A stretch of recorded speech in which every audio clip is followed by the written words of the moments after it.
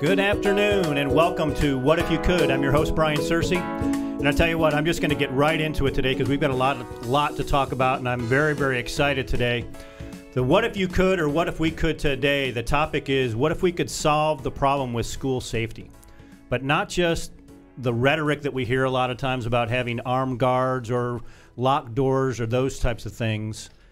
School safety has to be solved with common sense approaches, and it also has to be done with a holistic approach. You can't just arm guards or you can't just lock doors. You've got to have a holistic approach where you go in and you do school assessments, where you go in and figure out, should guards be armed? What kind of lock should they have? What kind of new technology is out there that can help first responders? What kind of training do they need? And not just training that they get once a year, but continuous training that they get that builds personal skills, decision-making skills, but also reminds you and gives you situational awareness. So I was invited back last February to Operation Innocence. It was a task force that was created by Kyle Reyes from the Silent Partner Marketing. We went up to Connecticut, 15 or 16 former military, law enforcement, a bunch of entrepreneurs got together. And our job, our role, our mission was to put our businesses aside and sit down and come up with common sense approaches to solve school safety. And the big piece, there's a lot of big pieces that came out of that, but one of those big pieces was this holistic approach, number one. But number two, every school needs to be treated differently. You can't have a one-size-fits-all for a school district that has 50 schools, even 5 schools. Each school is going to be different. So that's the beauty about what Operation Innocence is all about. But when I was up there in Connecticut, I met Banning Sweatland from Emergency Operations Proving Grounds. He is my guest today. Banning Sweatland is of E.O.P.G. That's the acronym. And with him today is Dr. Scott Nichols, who is his Director of Academia. So I'm going to ask Banning, tell me a little bit about E.O.P.G. Absolutely, Brian. So E.O.P.G. was formed about 5 days after the Dallas 5. I've been sitting on notes since 9/11 that what could we do to make schools safer, communication better within interdepartmental training, and that goes for police, fire, EMS, 911 dispatching, and finally went ahead and launched it and got an amazing team, and that's why I brought on Dr. Scott Nichol. He brings a plethora of knowledge to the table, and we're getting ready to launch some amazing things, and I'll go ahead and hand it over to Scott. Scott, what do you have to add to that? It's one of those things where... Time limit? No, go ahead. Right. It's one of those things where when I first met Banning, I saw what he was doing and got it right away. Where I knew where he was going, I knew what it was going to do to take time. It was just a matter of working it out, and that's what we've done. And we were just talking, it's kind of like having a baby and seeing it grow, and now we're to the point where it's ready to run. And we'll get into in a few minutes a great event where I had the opportunity to actually go up to your site in Jacksboro and see how amazing it is. But Banning, talk to me a little bit about how E.O.P.G. is different than most other organizations. The fact that you can go and do a gun class or a tactical class. But what really excites me is that you're not just training police officers, you're training all first responders. And you're also training them all together so that they learn how to work together, because they really don't know how to do that, do they? No, they don't, and it's not their fault. It's not anybody's fault per se. We're trying to change the training aspect for all emergency responders, and that's another thing I'd like to say is the difference between first responders and emergency responders. First responders are these true heroes and employees of school districts and wherever a priority 1 type call will go. I'm going to call those the first responders. Okay. The emergency responders, I'm a full-time police officer. I like to consider myself an emergency responder because the first responders are already in there dealing with this tragedy until we can arrive and help assist them to eliminate the threat. Absolutely. And Scott, one of the things that I learned from Banning that he just reminded me of again, and I usually get it right when I talk about it, is the first responders are the teachers. They're actually the kids that are in there, and it's not that they're being asked to stop somebody that's coming in to cause harm, but they've got to make those first decisions to try and make sure that everybody is safe, and if something does happen, then what do they do next? Talk a little bit about that. Well, I come from an academic background, being in college education, excuse me, and to me, those are my kids when they're in my classroom, and I know how they feel. So if something were to happen, I'm going to protect those kids, just like if we were on the street. So I know how they're feeling about that. I know that they want to do their best. They're going to stand in between that person with a gun and those kids. Great. Now, one of the things that I heard that I've known for quite a while, I'm a retired veteran, so I do get, when I tell people that I'm a retired veteran, I get that thank you for your service. One of the things that really does upset me, causes me some consternation, to use some nice words and not some other words that I might use, is our first responders that are out there, which are the emergency responders, the police, the fire. They don't get that same treatment as veterans do. Talk to me a little bit about that, Banning. You know, they don't. And the reason I would even talk about this is a lot of people don't realize when a police officer or a fireman is out there and they go to these calls, or they're just standing fast to go to these calls, the mindset, what the physical response is in the body is, you have to relate it to what our guys are doing overseas, and they're actually in theater, or what's called downrange. So when a police officer's on duty for 12 hours and he goes home, it's essentially you're coming home for a little bit of sleep before you go back out on the battlefields again. So it's a lot of mental strain, and there's so much PTS that's going on in the emergency responder industry that's it's not something that's considered cool to talk about, but it needs to be addressed. It's I'm very thankful for all these veteran programs that are out there, but now it's time to get a true PTS program out there for our emergency responders. Absolutely. One of the things that I started Main Street Pilot for, and actually one of the first places we had contact here in Texas, was with school resource officers, because they were were having firsthand experience when dealing with high school kids, the lack of trust that the kids had with the SROs and then with the police in general. That's become a huge problem in our society. So getting that trust back is really, really important. But I will tell you, one of the things that happened over the last few days, Tuesday and Wednesday of this week, really was the start of recognizing the great work that our law enforcement are doing, and especially those that have tragically suffered on the job from one form or another. So you had an event this week that you, Scott, and your team at E.O.P.G. ran and kicked off, and it was an amazing event. Why don't you tell me a little bit about that? Well, I got to give my props out to Kyle Reyes with silent partner marketing on this. You know, we started texting and talking after our first meeting up in Connecticut for the amazing Operation Innocence. We reached out to each other and thought, hey, you know, let's shoot an episode for the Real Man Show and kind of debut what E.O.P.G. does. And then the hearts and both of us thought, let's get some true heroes involved in this. And before you knew it, you know, I wanted to get at least 5 down there. Before you knew it, this list grew to 32 heroes that we were able to host out there. And when I say heroes, obviously every emergency responder and vet, they're heroes in everybody's book. But these are the people that, how do you say, God decided it's not your time. Some of these guys, they'll put on the uniform every day, put on that badge. Some of them, unfortunately, are in wheelchairs because of the event that occurred in their life. But we were able to host an amazing event, allow them to stay at our ranch. That's at Richard's Ranch. We were able to do a lot of stuff at our training range, let them shoot rare weapons for the ones that wanted to do it. And most importantly, we were all able to present a Purple Heart plaque to these guys from E.O.P.G. to them. And that's just something as a reminder to them that you will never, your personal event will never be forgotten. And this was our first annual event. We're going to do it every year. That is awesome. Scott, I think you can probably agree with the fact that Kyle, there's nobody more passionate about law enforcement than Kyle. He's the spokesperson for law enforcement today, but talk a little bit about what you saw from him and a few of the other people that were there supporting all the law enforcement. Well, I think the biggest thing that got to me was the one-on-one talking to these people, where you're just there with a bottle of water and them sitting under a tree talking, and they're telling you about what happened to them. And it really hits home. It's not like when you read it on the internet, because you've got the person right there, and you can see the true feelings, and you can see it in their eyes, the pain that they went through, how they felt when they went back to their department, how they felt going through all the different stages of physical therapy or whatever they might have done afterwards, what it felt like to go back to work and put on the uniform again after recovering.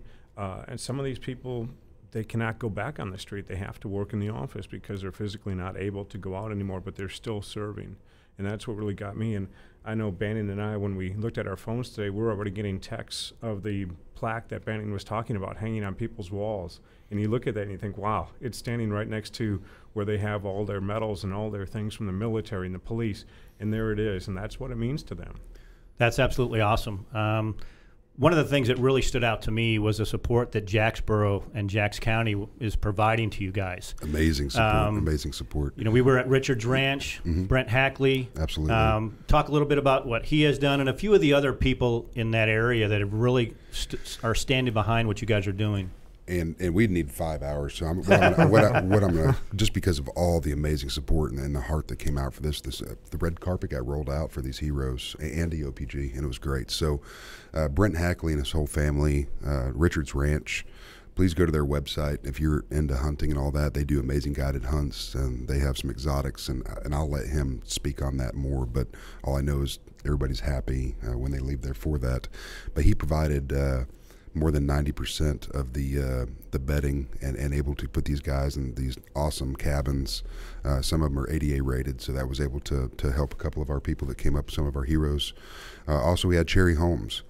Cherry Homes is where our training site is for live fire. It's a beautiful 3,600 acre property. It is beautiful.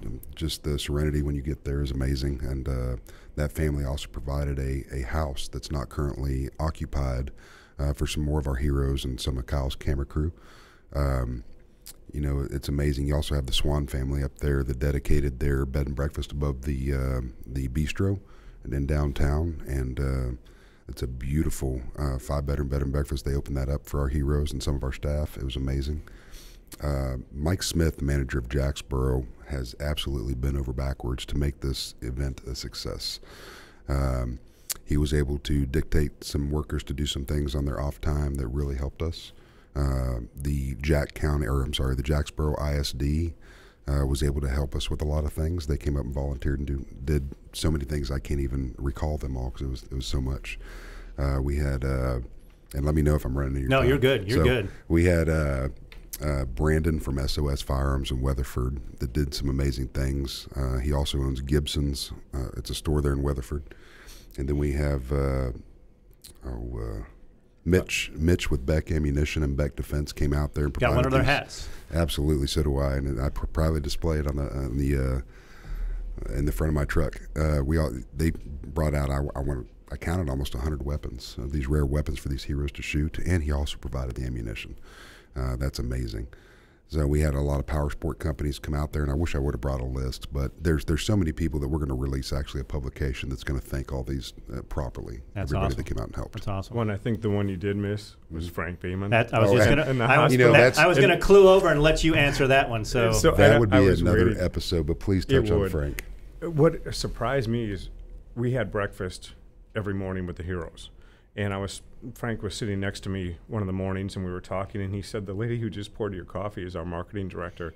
And I said, from where? And he said, well, the hospital, that's our hospital marketing director. And he said, see that lady over there that's scooping up all the grits and all the other stuff? He said, that's our CFO. And I said, amazing. These people took off or volunteered to leave for a few hours before work to come and help us out. Yeah, it was absolutely amazing. There was a hero breakfast both mornings. Yes. And thank you very much for inviting me. I certainly wasn't a hero that was part of that, but that's where I got to hear a lot of these great stories from these young men and women. And but the part of the joke was we're having hospital food for breakfast. Absolutely. But it was amazing both days, so that was great. Yeah, I'm going to tell you, they're the hospital in Jack County, if you ever have time to go by there and just have lunch, I give it 5 stars. I mean, they're prepared. They remember us when we come in before we even started this, and even start making my meal before I get up to the register to order. So it's amazing food out there. And also, if you're hurt or injured and you want to go by and get some outstanding care, you got to throw that out there. Well, and they've also done a lot for you. There's a building now that you're using up in Jacksboro that's part of your program. Yes. Tell me a little bit about that. So the hospital board got together. They had their old hospital that's been there for about 60 years and didn't really know of what they were going to do with it. So they were introduced to me and my staff and board members, and they ultimately decided to deed this property to us. We're going to use some extra funds that are coming our way, and we're going to make this an outstanding training facility as just one of our facilities up there. So I don't know the exact square footage. We're getting it measured out now, but I can tell you it's over 25,000 square feet, and half of it will be set up similar to a school. The other half will be set up for corporate and/or hospital applications, and we're going to be able to launch a new software type system in there to be able to end that threat a lot faster. And we are going to be ground zero, if you will, for training. Yeah, that's what's amazing to me. I've seen the renderings that you have of what this facility is going to be and what your vision is, and it was just amazing to see everybody that came and everybody that we talked to. They can see that, and not only can they see that, but they see the need for this. Absolutely. And the beautiful part of this is that people are going to travel from all over the world to Texas to get this consolidated training, and it won't just be for school safety. It's going to be for corporate, a whole host of things. But even more than that, just getting law enforcement, fire, first responders, fire, everybody working together instead of training independently. That's right. The beauty of what you guys are doing.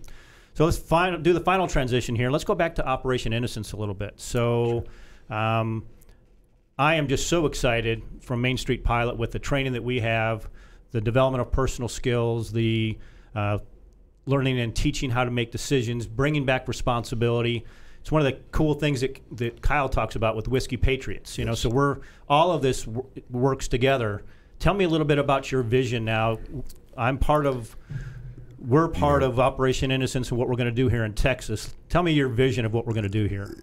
My vision on this, and that's of course if everything gets backed, and I don't see a problem of it not getting backed, but you know, meeting you up there and meeting everybody up at Operation Innocence, I felt like the low man on the totem pole with the amount of brain power, heart, and bringing God together again and injecting this, because I'm sure I'll have a lot of naysayers out there, but as soon as God was taken out of our schools, that's when the major problem started. Operation Innocence is going to help bring all kinds of things back into these schools, from safety to hardening a target, and the amount of professionals that are surrounding that is amazing. With the E.O.P.G and Main Street Pilot, proud to partner with you in a lot of things, and we have a long road ahead of us, and we're going to be making so many things so much better. So I see Jacksboro, Texas being ground zero for this training event, to where everybody can come up and get a taste of Main Street Pilot, E.O.P.G, and a lot of other companies that are joining in with us to make our schools a heck of a lot safer again, and our communities, just with the training that we're doing with emergency responders.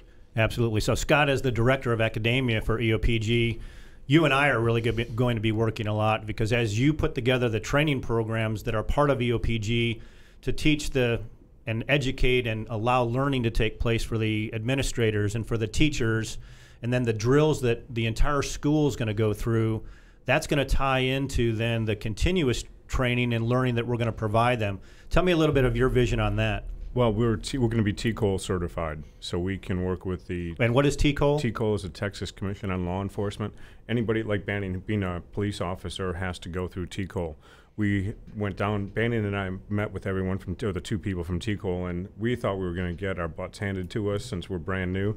Didn't turn out that way at all. In fact, when we left there, we will be the only organization in Texas that will be able to use the Chris Kyle law, which is anyone who has former Special Forces training comes to us, and 26 days later, they will be certified to be a police officer in Texas rather than going through 5 months. And just to break that down to you, normal police academy here, day academy can run you around 5 months, night academy, 8 months. The night academies are not running as much, but these Special Forces guys that are transitioning back into civilization with their skills and going out there and doing their private jobs, a lot of these guys still want to serve the community as either a reserve officer or even a full-time officer. They're motivated enough to be able to pull 2 jobs with their consultant companies. We're going to be able to allow them to do that and, you know, take a vacation for less than a month and become a Texas peace officer. So this is the first in history for Texas, and we're glad that we're bringing this to the table. Awesome. Now, you guys also had a couple people down at the governor's roundtable that happened a couple weeks ago. Right. Some great things came out of that. How's that? It's going great. We're waiting on the full report for that. We'll probably get that in the next couple of days. There's a lot of technology that's being injected into this, and once we get the full debrief on that, we'll do a full PR release on it. A lot of that stuff is protected, but it's going to be great for schools and church. Any gathering point that's got a roof over their head, Now there's actually going to be, I don't want to call it a cure, but emergency responders can get in there so much quickly now, and they're going to be able to eliminate that threat, including the first responders and or employees or teachers. And that's the key thing. And to your point, those are the first responders, not the emergency Absolutely. responders. So Absolutely. I'll tell you what, I was asked when I was up in Connecticut, just like you were, why are you up here? Why are you part of this? And to me, the key is to come up with these common sense solutions to solve the school safety issue. And it's not just the school safety, as E.O.P.G is deeply involved with. It's any place that has a large gathering of people, so businesses, hospitals, churches, theaters. So the need for this isn't just in schools. It's been manifested there recently, Yes. but this carries across the entire spectrum. And that's why this holistic approach, where we're going to talk about everything, but more importantly, every location is different. E.O.P.G is going to lead the way with the assessments, figuring out what they need. You guys are the experts then, with other great companies that are here in North Texas and around the country, to provide what is necessary in each school based on what their threats are and their needs are. And then from there, we'd establish the training. And what really excites me again is, I have seen a couple school districts up here in North Texas that have started to do some active shooter things with they're emergency responders, but those emergency responders are just the sheriff or they're just the police department. Yep. They don't bring in the fire department. They don't bring in all of the other pieces and parts that are required to do that. When you have, obviously, if you're going to have a tragic event like that, and I wish I could flip a switch to where we never had it again. The only thing you can do is prepare yourself, and you've got to, train as you fight. So if you're going to do an active shooter situation, you have got to bring in all elements that are going to respond, period. And we have all got to learn how to do this as a team, and that's what we're doing. We will change the game on that. That's the amazing piece, and then the training that Scott's putting together, that is the classroom and the other pieces that tie into that. And then again, to your point about hoping that this never happened again, if we can get in and start getting these young men and women to start thinking again, to have these personal skills, to start taking responsibility, to start loving one another. Absolutely. You've heard me say this numerous times. One of the foundational pieces of Main Street Pilot is the simple foundation that our founding fathers came up with in the Declaration of Independence, for everybody to pursue life, liberty, and the pursuit of happiness. Absolutely. How simple is it if we all pursue happiness, that we're not going to lie, cheat, steal, and we're not going to want to hurt anybody else? Yes. So let's get those skills back. Let's get faith back, as you talked about. Let's bring that back. Let's have this whole conversation, get people start talking about it, and change the way people think, get them communicating again. And we can maybe not get rid of this, because there's always going to be people out there that want to do this. Sure. But we can maybe make it less of a in the news every other week. And that's one thing, and I end my note on is we are faith-based, and I'm not scared to say that. There's so many people out there that don't want to say, well, if you say that, you're going to lose portion of your. Listen up, folks. We're bringing God back into this, and you're going to see a lot of change. Awesome. One thing you'll see out by us, and we started this every morning, is we start with a prayer. That is awesome. You have to have that. Well, Banning, Scott, thank you so much for being here today. Thank you. What if you could? I believe that Operation Innocence, Kyle Rays, Eli Crane, Micah Richardson, Banning, Scott, all the guys that are part of the Operation Innocence Task Force, but even more than that, just people that are building off our faith, getting together. We're all brothers. And I believe that we are working towards common sense solutions to help solve this problem. To your point, Banning, we're not going to get rid of this problem. It's still going to be in schools. It's going to be in churches. It's going to be, the threats are going to be there. That's the society we live in today. Yes, it is. But we can make them safer. We can also put things in place to try and mitigate even them happening in the first place. So I want to thank you. I think, what if you could? Yes, we can. Working together, we can come up with common sense solutions. Thank you for having us. Thank you very much. We will be back next Friday at 3 o'clock with What If You Could.